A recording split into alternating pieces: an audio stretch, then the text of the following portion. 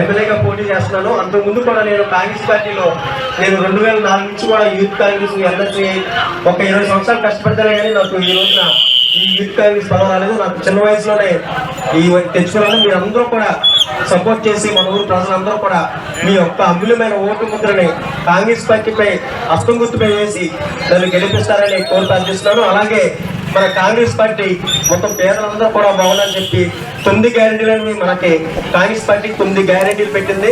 Congress party guarantee ఇచ్చిందంటే 100% చేస్తుంది. Already తెలంగాణలో మన గవర్నమెంట్ చేస్తుంది, కర్ణాటకలో కూడా కాంగ్రెస్ గవర్నమెంటే. 9 గ్యారెంటీల్లో ముందుగా ప్రతి మహిళకి సంవత్సరానికి ₹1,00,000, ప్రతి నెల ₹8,333 ఆ మహిళ అకౌంట్లో ఫస్ట్గానే ముందుగా ఫస్ట్ తారీఖునే ఆ అకౌంట్లో పడితే ఆ కుటుంబానికి ఏ ఇబ్బంది లేకుండా ఉండాలని చెప్పి ప్రతి నెల ₹8,333 ఆ మహిళ అకౌంట్లో పడిపోతుంది. అలాగే సెకండ్ గ్యారెంటీ రైతు అంటేనే కాంగ్రెస్ పార్టీ అంటేనే రైతులకి కాంగ్రెస్ పార్టీ అధికారం వచ్చిన వెంటనే ₹2 లక్షల రుణమాఫీ. అలాగే మనకి ఆంధ్రప్రదేశ్కి ప్రత్యేక హోదా కావాలంటే ఒకే ఒక పార్టీ కాంగ్రెస్ పార్టీ వల్ల అవుతుంది. కాంగ్రెస్ పార్టీ ఆంధ్రప్రదేశ్ కి ప్రత్యేక హోదా వస్తే 10 సంవత్సరాలు మనకి ఆంధ్రప్రదేశ్ ప్రత్యేక హోదా 10 సంవత్సరాలు పెట్టారు మన మేనిఫెస్టోలో. 10 సంవత్సరాల్లో ఎన్నో పరిశ్రమలు వస్తాయి, ఎంతో మందికి ఉపాధి కలుగుతుంది, ఎన్నో ఫ్యాక్టరీలు వస్తాయి, ఆ ఫ్యాక్టరీలో మనకి జాబ్లు వస్తాయి, దాంతో పాటు ఎంతో మంది మన కార్మికులకి మొత్తంతో చేస్తుంది. అలాగే ప్రత్యేక హోదా రావడం వల్ల పెట్రోల్, డీజిల్, నిత్యావసర సరుకులు కూడా మనకు ఎన్నో రాయితీలు వస్తాయి, తక్కువ రేటుకు వస్తాయి. అలాగే ఉపాధి హామీ పథకం మన కాంగ్రెస్ గవర్నమెంటే పెట్టింది. దాన్ని ₹200 ఉన్న కూలి పనిని ఇప్పుడు ₹400 దాకా చేశారు.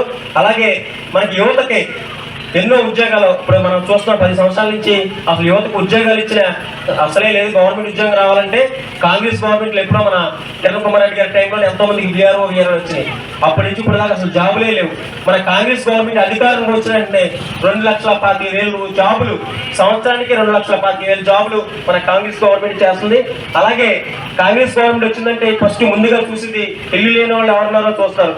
పేదలకు ఇందిరమ్మ ఇల్లు, అలాగే ఇప్పుడు 5 లక్షలతోటి వాళ్ళకి సొంత స్థలం ఇచ్చి దాంట్లో 5 లక్షల రూపాయలు ఇల్లు కట్టించే బాధ్యత మన కాంగ్రెస్ గవర్నమెంట్ తీసుకుంది.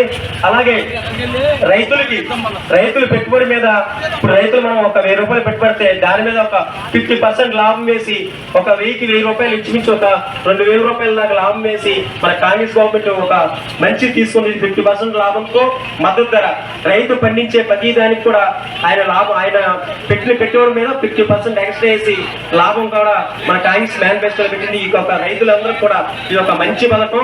అలాగే ఇంకా మనం చూస్తుంటే గతంలో ఆరోగ్యశ్రీ పెన్షన్ ప్రజెంట్ ఇప్పుడు 3,000 ఇస్తారు. కాంగ్రెస్ గవర్నమెంట్ రాగానే 4,000. అలాగే వికలాంగులకు కూడా ₹6,000 పెన్షన్ చేసింది. ఇలాంటి మంచి పథకాలు 9 గ్యారెంటీల పథకాలు మన కాంగ్రెస్ గవర్నమెంట్ పెట్టింది. కాంగ్రెస్ గవర్నమెంట్ చెప్పిందంటే 100% చేస్తుంది. ముందుగా మనకు ప్రత్యేక హోదా రావాలంటేనే కాంగ్రెస్ గవర్నమెంట్ రావాలి. మనకు పోలవరం ప్రాజెక్టు మనమే స్టార్ట్ చేసినప్పుడు కాంగ్రెస్ గవర్నమెంట్ లో స్టార్ట్ చేసింది. మరి అది పూర్తి అవ్వాలంటేనే మళ్ళీ కాంగ్రెస్ గవర్నమెంట్ రావాలి.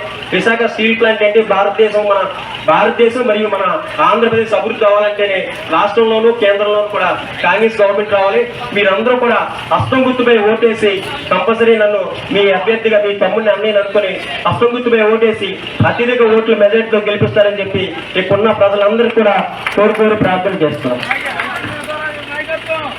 అంకెం సీతారాం గారి నాయకత్వం, అంకెం సీతారాం గారి నాయకత్వం, అంకెం సీతారాం గారి నాయకత్వం.